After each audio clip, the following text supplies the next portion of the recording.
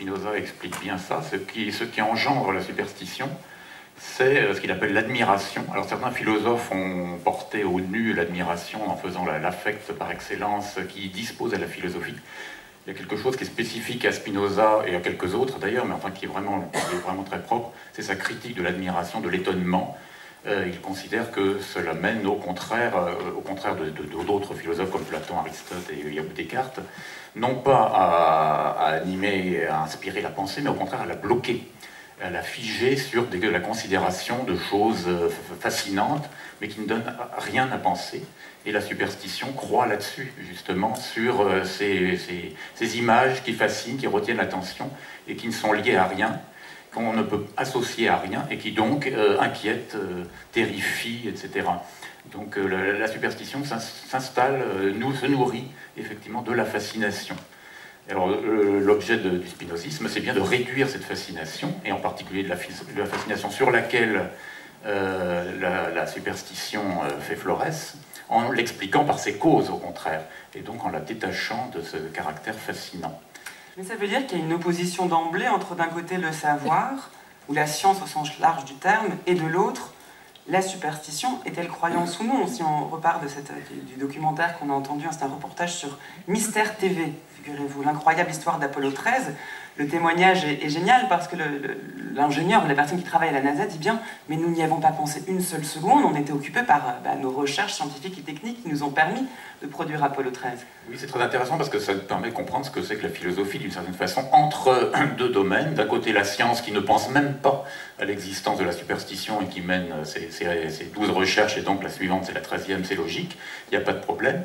Et puis de l'autre, l'imaginaire humain qui, lui, s'arrête à des détails, des choses fascinantes comme ça, et qui risque d'être bloqué, et parfois ça entraîne des conséquences très fâcheuses pour la science elle-même.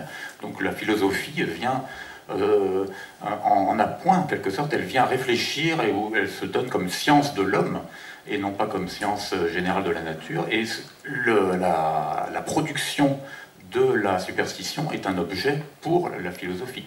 C'est-à-dire qu'il s'agit de comprendre, encore une fois, comment elle fonctionne, quelles sont ses causes. C'est un phénomène naturel comme les autres. Donc il ne faut pas l'ignorer. Mais justement, est-ce que ça veut dire que le terreau de la superstition, c'est l'ignorance? Ah oui, ça, Spinoza le dit très clairement, le terreau, c'est l'ignorance. Simplement, vous avez parlé de croyance, il y a d'une part l'ignorance, mais il y a aussi le fait que la superstition, elle s'ajoute toujours, elle est comme, comment dire, elle est comme un poison ou un organisme qui s'ajoute à un autre organisme. Elle se nourrit d'autre chose. Et alors, en particulier, la superstition religieuse se nourrit de la religion. Donc l'important, c'est de bien distinguer la croyance religieuse et la superstition qui s'ajoute à elle, qui s'en nourrit, mais qui n'est pas du tout la même chose. Une lecture un peu assez courante de Spinoza consiste à dire, au fond, Spinoza critique toute religion, qu'il appelle superstition, mais en réalité, je ne crois pas que ce soit la bonne lecture. La bonne lecture, c'est de prendre ce qu'il dit à la lettre, à savoir que la superstition, elle s'ajoute à la religion et elle la renverse même. Donc elle est tout à fait différente, mais elle s'en alimente. C'est donc ça le point qu'il faut bien comprendre. On va essayer de le comprendre ensemble au cours des prochaines minutes qui nous attendent. Ariel Suami. On va laisser la parole à Spinoza lui-même à travers la voix du comédien Vincent Schmitt. Voici la préface au traité théologico-politique. On est en 1670. Et lors qu'il s'apprête à écrire ce traité, le terme même de superstition arrive très rapidement. Ce qui peut paraître surprenant, écoutons le texte et vous expliquerai pourquoi ensuite. Si les hommes sont favorables, ils ne seraient jamais en proie à aucune superstition. Mais ils en sont souvent réduits à une telle extrémité qu'ils ne peuvent s'arrêter à un avis. Et que la plupart du temps, du fait des biens incertains de la fortune, qu'ils désirent sans mesure, ils flottent misérablement entre l'espoir et la crainte. C'est pourquoi ils ont l'âme si encline à croire n'importe quoi. Lorsqu'elle est dans le doute, la moindre impulsion la fait pencher facilement d'un côté ou de l'autre. Et cela arrive bien plus facilement encore lorsqu'elle se trouve en suspens par l'espoir et la crainte qui l'agitent, alors qu'à d'autres moments, elle est gonflée d'orgueil et de vantardise. Cela, j'estime que nul ne l'ignore, bien que la plupart, à ce que je crois, s'ignorent eux-mêmes. Personne, en effet, n'a vécu parmi les hommes sans remarquer que la plupart, si grande soit leur inexpérience, regorgent tellement de sagesse au jour de prospérité que ce serait leur faire injure que de leur donner un avis. Dans l'adversité, en revanche, ils ne savent où se tourner. Ils sollicitent un avis de chacun et ils n'en trouvent aucun trop stupide, absurde ou vain pour être suivi. Enfin, les plus légers motifs leur redonnent des espérances ou les font retomber dans la peur. Car si, lorsqu'ils sont en proie à la crainte, ils voient arriver quelque chose qui leur rappelle un bien ou un mal passé, ils pensent y trouver l'annonce d'une issue heureuse ou malheureuse. Et pour cette raison, bien que déçus 100 fois, ils le nomment présage favorable ou funeste. Si, en outre, ils voient avec grand étonnement quelque chose d'insolite, ils croient qu'il s'agit d'un prodige qui manifeste la colère des dieux ou de la divinité suprême. Ne pas l'apaiser par des sacrifices et des prières paraît une impiété à des hommes en proie à la superstition et éloignés de la religion. Ils forgent de cette façon d'infinies inventions et ils interprètent la nature de façon étonnante, comme si tout entière elle délirait avec eux. Le terme est prononcé de disséquer. Ici, il nous explique que les hommes sont superstitieux lorsqu'ils sont en position de faiblesse. Et être en position de faiblesse pour Spinoza, c'est être soumis à des affects dits négatifs, que sont ici la crainte. Dans le versant positif serait l'espoir, mais la crainte et l'envie. C'est surtout la crainte, effectivement, qui alimente la superstition et qui fait que nous sommes disposés à croire n'importe quoi et aussi à écouter n'importe qui. On se tourne vers n'importe qui, mais la seule personne vers qui on ne se tournera pas dans le cas d'une crainte extrême, c'est l'homme raisonnable. Donc, alors, tout s'explique par un jeu d'affect. Donc, c'est la crainte qui nourrit la superstition. Mais pourquoi est-ce qu'on se met en situation de crainte? C'est parce qu'on désire des objets de fortune, des objets qui ne dépendent pas de nous. Donc, les événements se produisent, ne sont pas nécessairement faits à notre avantage. Par conséquent, cherchant des choses dont l'issue nous échappe, nécessairement nous exposons nous-mêmes à la crainte et à l'espoir. Et quand ça va mal, c'est là que nous sommes disposés à croire n'importe quoi. Mais ce qui est intéressant dans le texte, c'est cette alternative qu'il décrit. C'est-à-dire ça ne va pas toujours mal, parfois ça va mieux, et parfois ça va mal. Quand ça va mal, on croit n'importe quoi. Mais quand ça va bien, on se met à déborder de sagesse, à donner des conseils aux autres à ce moment-là. Donc dans les deux cas, on est imperméable à la raison. Et tout le problème va être là. Alors ce qui est intéressant, c'est que la superstition, effectivement, elle est dans la phase crainte, mais dans la phase confiance, là on tombe dans autre chose, c'est-à-dire la confiance en soi, l'idée que tout va bien pour nous. À ce moment-là, on va se mettre au contraire à se moquer des superstitions, à se moquer des gens qui croient. Mais en réalité, c'est le même phénomène qui change d'aspect selon les circonstances, selon les deux phases de la fortune. Ce qui faisait dire un grand commentateur du spinozisme de ce passage, qui était Alexandre Matron, il disait en fait, le superstitieux et l'athée, c'est la même chose. Simplement, un superstitieux, c'est un athée en phase dépressive, quand ça va mal. Inversement, un athée, c'est un superstitieux en phase de fortune. Quand tout va bien, on perd la foi dans les dieux. Quand tout va mal, on se met à croire n'importe quoi. Mais en réalité, ce sont deux faces du même phénomène. Mais l'importance des affects ici est particulièrement intéressante. Ça veut dire qu'il y aurait nous aurions une forme de disposition naturelle à la superstition. Ah oui, ça il le dit bien après. La superstition n'est pas quelque chose qui atteint certains êtres plus ou moins imbéciles ou faibles d'esprit. Non, non. Nous sommes tous naturellement enclins à la superstition. C'est un phénomène parfaitement naturel. Il y a une phrase très intéressante dans cette phrase lorsqu'il dit ce que je dis, au fond, tout le monde le sait. Bien que, à mon avis, la plupart s'ignorent eux-mêmes. Cela, j'estime que nul ne l'ignore, bien que la plupart, à ce que je crois, s'ignorent eux-mêmes. Voilà. C'est-à-dire qu'on est tout à fait prêt à voir la superstition chez les autres, mais chez soi, c'est plus difficile. Parce que une de ses caractéristiques aussi, c'est qu'elle change tout le temps d'aspect, puisqu'on croit toujours ce qui ne nous a pas encore trompé. Nous avons tendance à penser que, dans la mesure où précisément nous voyons la superstition chez les autres, eh ben, nous en sommes exempts. Alors qu'au contraire, le sage... Le vrai sage spinoziste, ce sera celui qui se dit « je suis comme tout le monde ». C'est-à-dire que je ne fais pas exception, et donc moi aussi j'ai mes superstitions, moi aussi je dois voir comment les affects me disposent à croire n'importe quoi. Donc la superstition, une des définitions qu'on pourrait proposer à la suite de ce texte, ce serait le fait de croire en n'importe quoi. De croire en n'importe quoi à cause de la crainte. C'est-à-dire qu'il faut qu'elle soit nourrie par un affect pour qu'elle soit particulièrement active. Mais en n'importe quoi aussi, au sens où en des choses qui changent tout le temps. C'est-à-dire que jamais, jamais la superstition ne reste la même. On va tantôt croire à ceci, parce que, par exemple, tout à l'heure, on parlait du chiffre 13 négatif, mais il y a aussi des gens qui pensent que le chiffre 13 est positif, par exemple, et qui pensent qu'il faut, au contraire, acheter un bulletin, jouer au loto le vendredi 13, parce que ça va leur porter chance. Donc tout est possible, en fait. On peut croire tout et le contraire de tout. L'important, c'est que c'est surtout qu'on change sans arrêt de croyance. On ne peut jamais s'en tenir à une seule croyance. Et en ce point, la superstition s'oppose à la raison qui, bien sûr, tient toujours le même discours. Et s'oppose peut-être à la croyance en un Dieu, qui, elle, ne change pas d'objet, puisqu'il y a une croyance en Dieu. Oui, effectivement. Donc, la distinction qu'introduit Spinoza, qui est essentielle dans le traité théologico-politique, c'est entre la foi religieuse, et la superstition. Le problème est un peu complexe, c'est que la foi elle-même s'appuie sur des croyances plus ou moins arbitraires et changeantes. Ce qui dispose l'un à la religion va faire rire l'autre, etc. Donc la superstition et la croyance sont toujours liées l'une à l'autre. Donc le propos de Spinoza est de montrer que d'une part la foi proprement dite, elle porte sur des objets très très simples et très très limités. Et que ça c'est l'essentiel de la foi. Et que tout le reste sont les moyens par lesquels les hommes peuvent se disposer à croire en un Dieu et au commandement que ce Dieu donne. Donc l'important c'est de bien distinguer le propre de la foi qui est d'enseigner non pas des connaissances ou des vérités ou des croyances proprement dites, mais simplement de disposer à l'obéissance à certains dogmes, c'est-à-dire à se comporter d'une certaine manière. En gros, Spinoza le dit clairement, ça veut dire obéir à Dieu, c'est pratiquer la justice et la charité. Point. Mais pour s'y disposer, il faut aussi y croire, il faut croire à des choses. Donc les uns vont croire à un Dieu qui est comme ci, les autres vont croire à un Dieu qui est comme ça, et ça va peut-être s'opposer, entrer en contradiction.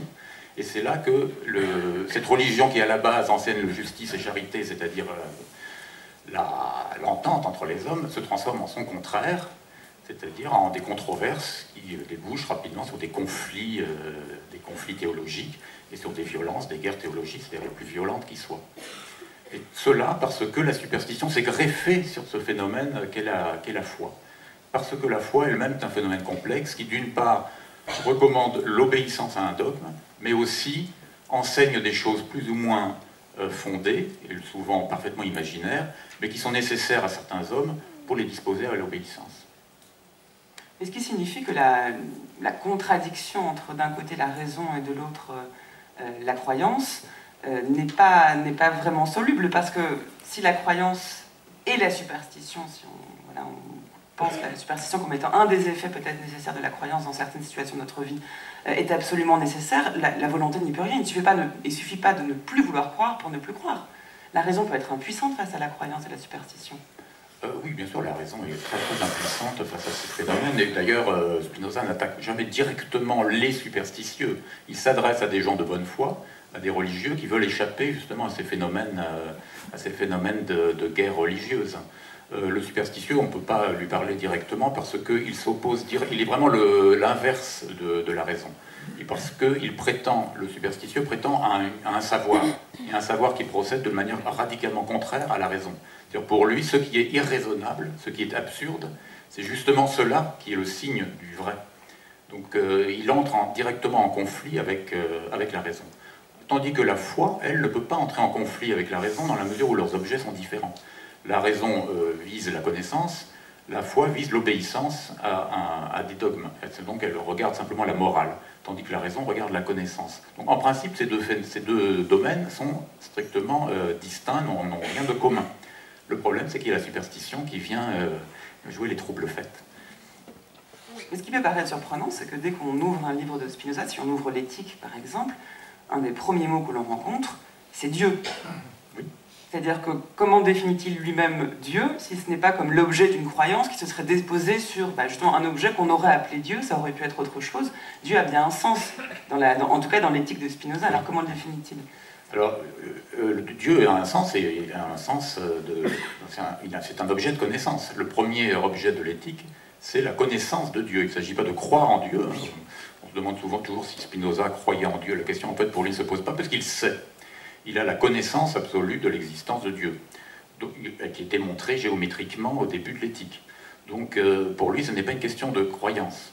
Simplement, pour d'autres personnes, effectivement, Dieu est un objet de croyance. Donc son objectif est de montrer que le Dieu qu'il peut démontrer par la raison est le même, en tout cas n'entre pas en contradiction avec le Dieu que révèle la religion révélée, la religion ecclésiastique.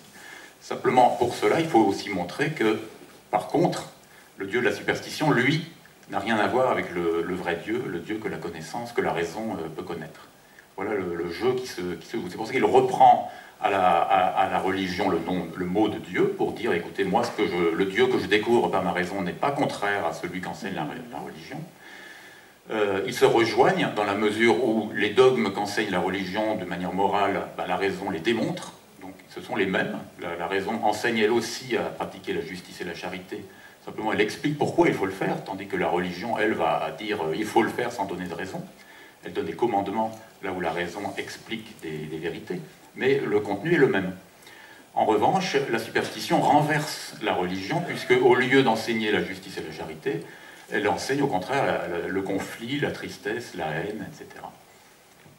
Parmi les causes qui conduisent à la superstition, on a identifié un certain type de croyance, il y a aussi le préjugé. Pour Spinoza, un préjugé qu'il identifie dès le début de l'éthique, qu'il nomme le préjugé finaliste, qui consiste à croire que nous sommes ici pour une raison, que la nature suit un but, suit une fin, que nous également, et que de ce fait, nous pouvons tout comprendre en fonction de ce but. C'est une illusion que Spinoza va essayer de démonter au sein de l'éthique pour montrer qu'il n'en est rien, ce qui met l'homme face à sa propre ignorance, qui est toujours une expérience désagréable à faire.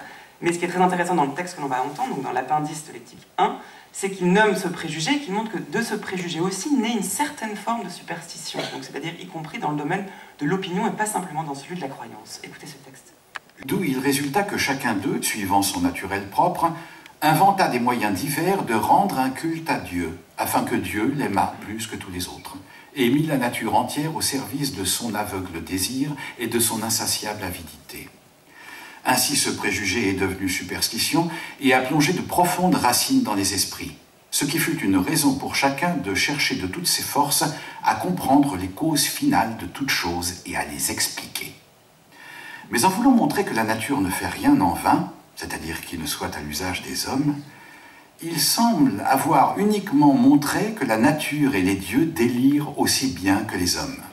Voyez, je vous prie, où cela conduit. Parmi tant d'avantages qu'offre la nature, ils ont dû trouver un nombre non négligeable d'inconvénients, comme les tempêtes, les tremblements de terre, les maladies, etc. Et ils ont admis que ces événements avaient pour origine l'irritation des dieux devant les offenses que leur avaient faites les hommes, ou les fautes commises dans leur culte. Et quoique l'expérience s'inscrivit chaque jour en faux contre cette croyance, et montra par d'infinis exemples que les avantages et les inconvénients échoient indistinctement aux pieux et aux impies, ils n'ont pas cependant renoncé à ce préjugé invétéré.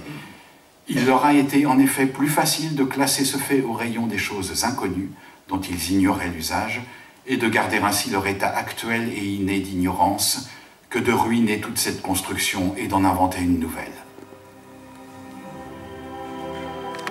Vous savez, il y a une formule célèbre de Spinoza, c'est ne pas s'indigner, ne pas pleurer, ne pas rire devant les choses humaines, mais les comprendre. C'est son objectif. C'est pas si simple que ça, mais c'est ce qui nous aide à faire. Donc c'est vrai que ça paraît glaçant dans la mesure où il ne laisse aucune échappatoire, vous avez raison, c'est vraiment un raisonnement on se sent toujours concerné, implacable, et on est concerné toujours. Alors là, ce qui est intéressant pour la superstition, c'est qu'il montre comment la superstition, comme je le disais tout à l'heure, renverse quelque chose. À un moment, il dit ce préjugé s'est transformé, en fait c'est renversé, je crois que c'est le mot qu'il utilise versum dans le texte, c'est renversé en superstition. Donc il y a deux choses.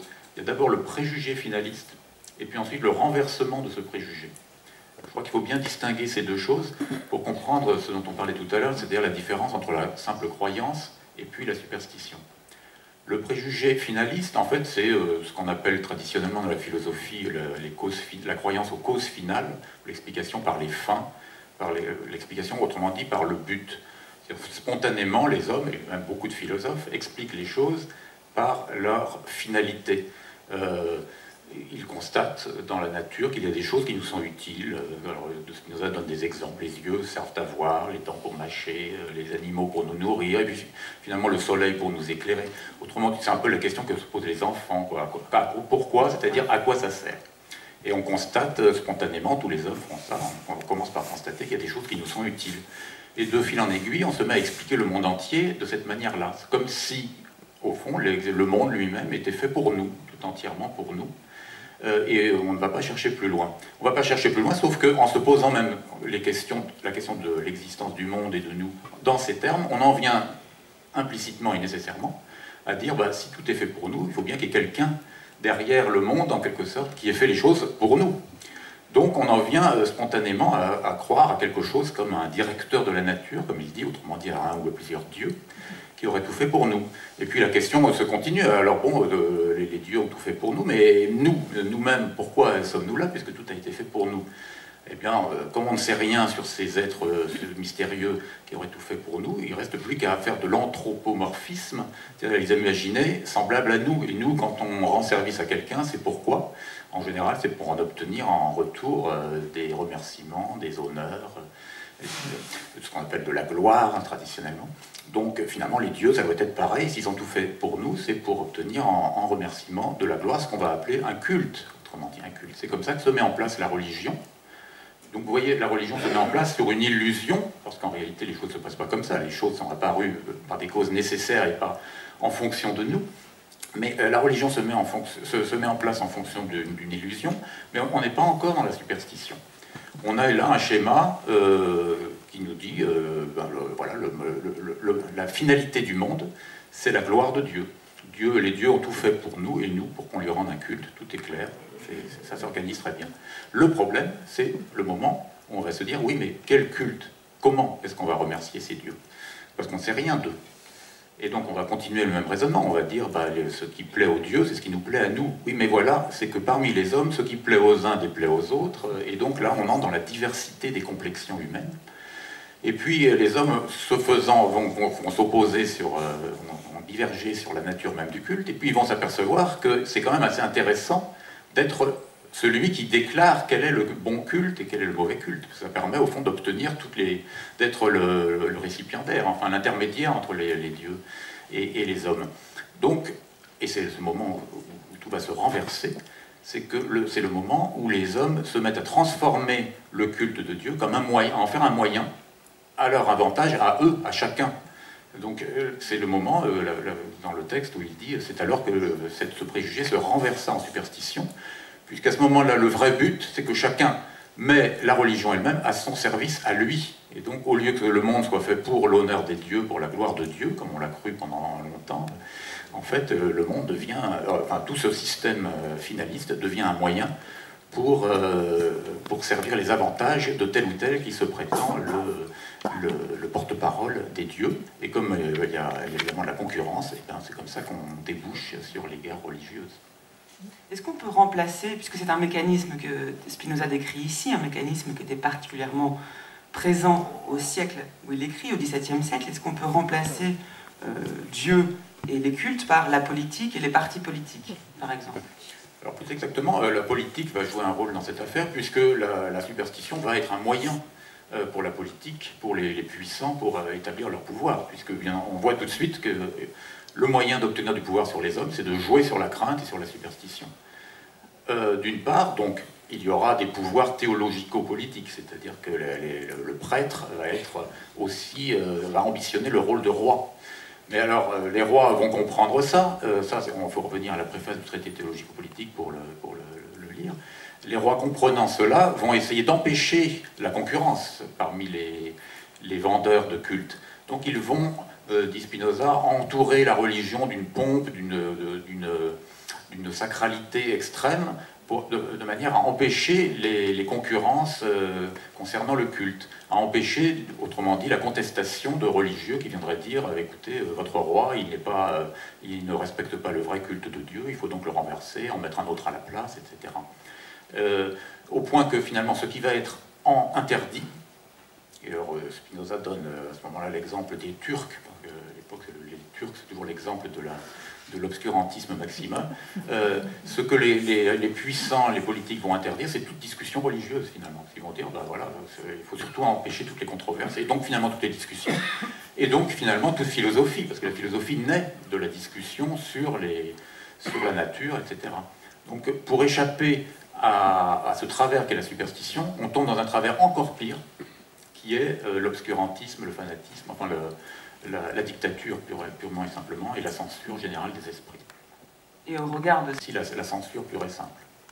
Mais au fond, dans tous ces mécanismes décrits par Spinoza, que ce soit la croyance en Dieu, la pratique d'un culte, ou la superstition, même quand elle n'a pas forcément un fond religieux, comme c'est le cas avec la fascination pour le chiffre 13, sont dictés par une seule chose, qui est résumée par ce préjugé finaliste, c'est l'impossibilité, la difficulté d'accepter que nous ne sommes pas là pour quelque chose, et donc de donner un sens à notre existence.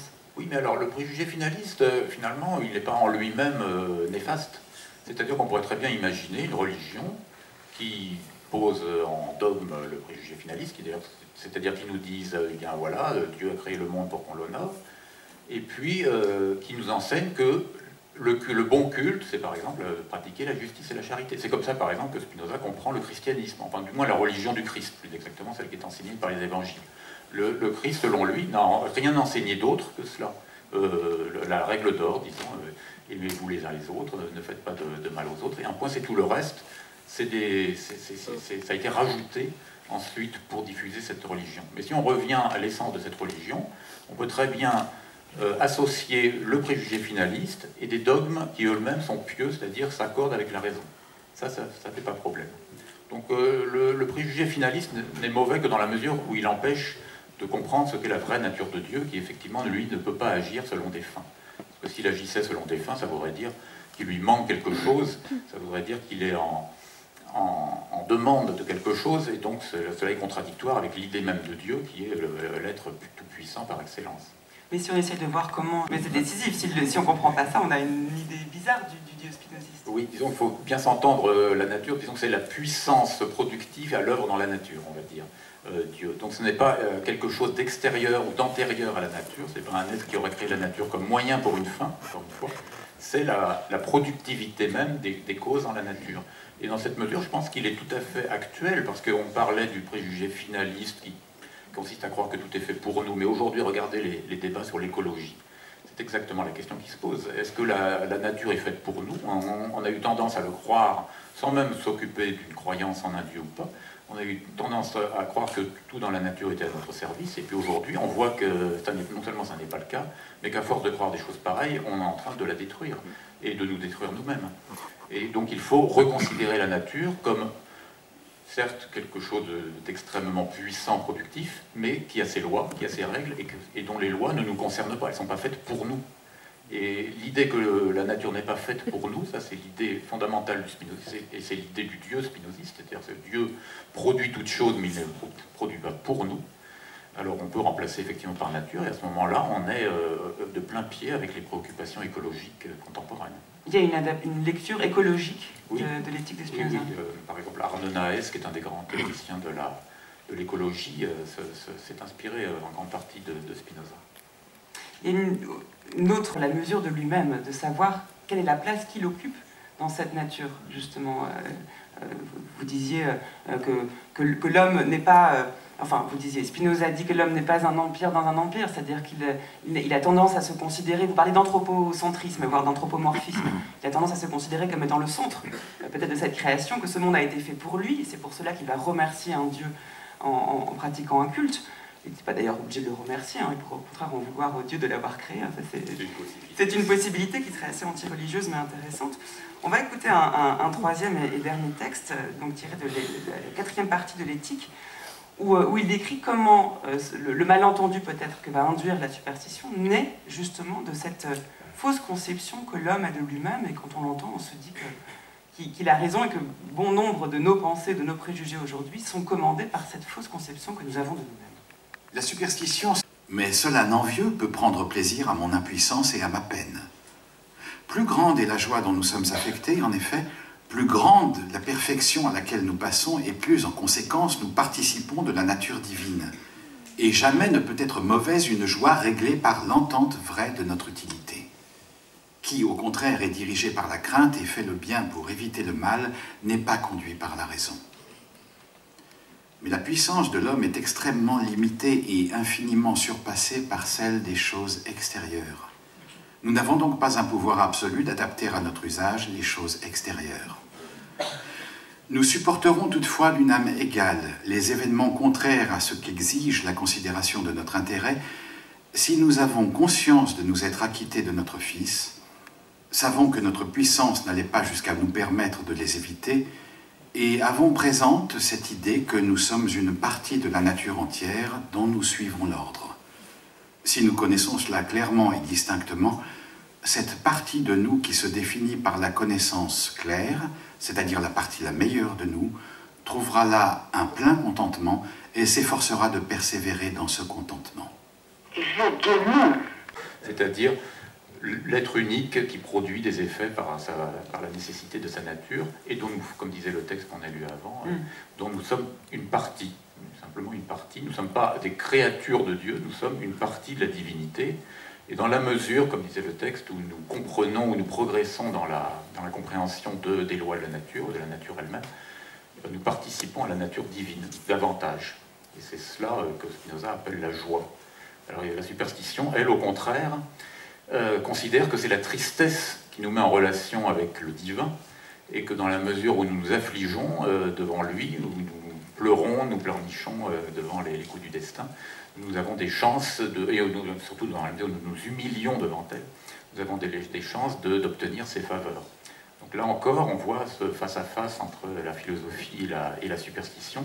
C'est vraiment les valeurs complètement inverses. D'un côté, pour Spinoza, ce qui est bon, c'est la joie, et mauvais, la tristesse. La superstition dit exactement l'inverse. Alors pour comprendre ça, il faut peut-être revenir à notre texte sur le préjugé finaliste, parce qu'on ne l'a pas poussé jusqu'à son terme, dans la lecture qui nous a été faite. On disait, bon, les hommes constatent des choses bonnes pour eux, et puis se mettent à imaginer un dieu ou plusieurs dieux qui auraient tout fait pour eux. Mais il y a aussi un constat qu'on est bien obligé de faire, c'est tout le mal qui existe, en fait, tout ce qui est néfaste pour l'homme, les tremblements de terre, les catastrophes, les maladies, etc. Alors comment expliquer tout ça? Dans le schéma superstitieux, ça va être simple. On va dire, ce sont les dieux qui se vengent parce qu'il y a eu des fautes dans le culte. Et donc, ils se vengent des péchés commis par les hommes à l'égard des dieux, ils ne sont pas contents, ils punissent ceux qui n'ont pas commis le bon culte, celui que moi, qui prétend détenir la vérité concernant le bon culte, peut vous révéler. Et alors ça ne s'arrête pas là, parce qu'on va dire, oui, mais d'accord, mais les catastrophes, un tremblement de terre, il atteint les innocents comme les coupables, il atteint les enfants comme des êtres innocents et les pieux comme les impies. Alors que va répondre le superstitieux à ça, et c'est là qu'on atteint le terme, il va dire, écoutez, la volonté de Dieu est impénétrable. Et donc, le simple fait de s'interroger sur les causes des choses, les causes naturelles des choses, en fait, c'est un attentat à l'incompréhensibilité, à la sacralité de la divinité. Et par conséquent, l'impie par excellence, c'est précisément celui qui cherche les causes, non pas finales des choses, mais les causes efficientes, c'est-à-dire ce qui les produit dans la nature, réellement, autrement dit, les scientifiques dont on parlait tout à l'heure. Voilà, du point de vue du superstitieux, l'impie par excellence. Mais la composante superstitieuse, en tout cas, qui consiste à dire, écoutez, vous prétendez... enfin, il donne l'exemple, par exemple, d'une pierre qui tombe d'un mur, d'un toit et qui tue quelqu'un. Et le complotiste ou le superstitieux va dire pourquoi, pourquoi est-ce que c'est arrivé ce jour-là? Alors vous allez répondre par les causes efficientes, c'est-à-dire dire écoutez, cet homme était sorti pour aller voir un ami et puis le vent soufflait, donc ça a fait tomber la pierre. Oui, mais ils vont continuer à les questions, ils vont dire oui, mais pourquoi est-ce que le vent soufflait? Pourquoi est-ce qu'il est sorti précisément à cette heure-là? Et on retrouve la superstition du nombre 13. Et ils ne cesseront pas de vous interroger sur les causes des causes à l'infini jusqu'à ce que vous soyez plus capable, parce que évidemment nous ne sommes pas toujours capables de connaître toutes les causes efficientes des choses. Notre connaissance est limitée. Et donc ils ne cesseront de vous interroger sur les causes des causes jusqu'à ce que vous soyez réfugiés dans la volonté de Dieu, cet asile de l'ignorance. Voilà, l'asile de l'ignorance. Et le complotisme fonctionne toujours de la même façon. Vous remarquerez, les complotistes vous disent écoutez, vous ne savez pas ce qui s'est passé, donc écoutez-moi. Alors qu'en fait, ils n'en savent pas plus. Simplement, ils s'appuient sur une ignorance et transforment l'ignorance en argument. C'est ça, parce que c'est très argumenté. Les discours complotistes Voilà. sont extrêmement argumentés. Il y a des Argumentés. preuves à l'appui, des réfutations d'autres arguments et surtout une recherche des causes. C'est ça, c'est-à-dire que la superstition, encore une fois, elle pastiche, elle se moque, enfin, elle imite la raison. Elle propose un substitut de raison. C'est pour ça que Spinoza dit à la réduction à l'absurde, qui est la méthode scientifique par excellence, ils ont substitué une autre forme d'argumenter, qui est la réduction à l'ignorance. Mais c'est quand même effectivement une façon d'argumenter. Il mime l'argumentation rationnelle. Il propose un autre type de rationalité, si on peut dire, enfin une imitation de rationalité, qui en a les oripeaux, les apparences, et qui peut tromper, bien sûr, les naïfs. Alors quel est-il ce type de rationalité qui nous permet d'aller vers la connaissance vraie? C'est pas la causalité finale, ni les causalités efficientes. Comment est-ce qu'on s'en sort? Parce qu'il ne méprise pas les causes, Spinoza, au contraire. Et d'ailleurs, nous pensons libres parce que nous ignorons les causes qui nous déterminent. Alors comment parvient-on à la connaissance de ces causes? Par la connaissance du vrai Dieu, c'est-à-dire de la nature. D'abord en comprenant que Dieu n'agit pas selon des finalités, mais agit de manière nécessaire. Et puis après, en essayant de comprendre laborieusement, parce que contrairement à ces raisonnements de réduction à l'ignorance, la connaissance scientifique, elle est beaucoup plus laborieuse, elle est beaucoup plus complexe, elle est beaucoup plus hypothétique. C'est-à-dire qu'on ne va pas nécessairement connaître comment les choses se sont réellement passées, mais on pourra proposer diverses hypothèses. L'important est d'exclure toujours la finalité. Donc, par exemple, on en a précisément ici un exemple, c'est qu'on est en train d'expliquer comment fonctionne la superstition, par ses causes. On n'est pas en train de l'attaquer en disant c'est mal. Non, c'est pas mal, enfin, même si c'est néfaste effectivement pour les hommes, sans doute, mais c'est pas le propos essentiellement. Le propos est de comprendre comment ça fonctionne. Ça fonctionne enfin, selon les lois de l'imagination humaine, selon la loi des affects qui font que la crainte est plus forte que tout raisonnement raisonnable, si je puis dire. On explique par la connaissance de la nature humaine, de l'imagination, la façon dont la superstition fonctionne. Et voilà comment fonctionnera la connaissance. Est-ce qu'on peut avoir accès à toutes ces lois? Déjà, comment sommes-nous sûrs que tout soit commandé par des lois nécessaires? Est-ce qu'on peut les connaître? Spinoza semble vivre dans un monde où il y a ce Dieu qu'il définit à sa façon, mais qui est bien commode, parce qu'il montre que finalement, tout est là de manière nécessaire. Il nous suffit de nous concentrer pour essayer de comprendre, pour parvenir à la bonne connaissance. C'est fantastique, mais ce n'est pas du tout l'expérience qu'on fait. Ah non, ce n'est pas l'expérience qu'on fait. Il s'agit justement de transformer cette expérience. Notre expérience, elle nous conduit directement à croire l'inverse, à croire que nous sommes libres, que nous agissons arbitrairement par notre volonté, que tout dans la nature répond à des finalités, etc. Donc il s'agit de critiquer effectivement les données de l'expérience immédiate, de la conscience immédiate qui vit dans un rêve en fait. Nous vivons spontanément dans un rêve, il s'agit de s'en réveiller perpétuellement. Et ça n'est pas simple. Mais il y a aussi une croyance. Les mathématiques ne se soucient pas des fins. Quand on vous expliquez les propriétés du triangle, du cercle, vous ne demandez pas à quoi ça sert. Vous prenez la nature de ce triangle et vous en déterminez, vous en déduisez des conséquences nécessaires qui s'imposent à l'esprit attentif et qui sont incontestables et universelles. Le propos de Spinoza, c'est d'appliquer cette méthode géométrique à la connaissance de Dieu et à la connaissance de l'homme. Alors on peut juger, bien sûr, que c'est arbitraire et que c'est de la simple croyance, mais on revient à l'argument de la réduction à l'ignorance.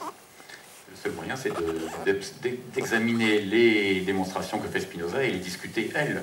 Mais si on entreprend de les rejeter d'emblée et d'office comme une simple croyance parmi d'autres, alors c'est simplement qu'on ne les a pas examinées de près. Et donc on a mal lu Spinoza. Voilà. Merci beaucoup en tout cas, Ariel Chiani, d'être venu nous parler de Spinoza aujourd'hui. Et merci à vous, public, qui avez assisté à cette rencontre.